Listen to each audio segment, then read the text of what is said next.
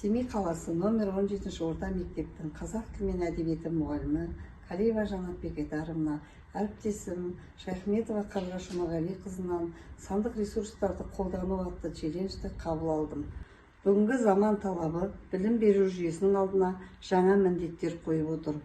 Сондықтан білім беру жүйесінің басты мақсаты оқушылардың қызығушылықтарына қарай, бейімділіктеріне қарай өз сабағымда сандық ресурстарды тиімді пайдаланамын. Мен өз сабақтарымда қазіргі заманда оқушыларға ақпараттық технологиямен байланысты әлемдік стандартқа сай мүдделі жаңа білім беру өте қажет. Сандық білім беру ресурстары электрондық оқыту жүйесінің негізгі бір құрамды бөлігі. Сандық білімділік ресурстар оқушының пән бойынша үлгерімінің артуына септігін тигізеді.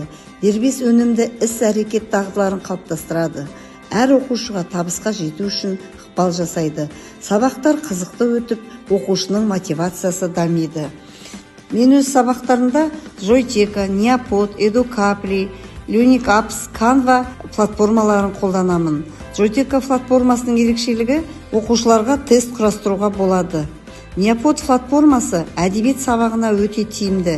Тыңдалым дағдысын тексеруге арналған. Тыңдап отырып кідіріс жасап сұрақтарға жауап береді. Кері байланысқа Padlet тақтасын қолданамын.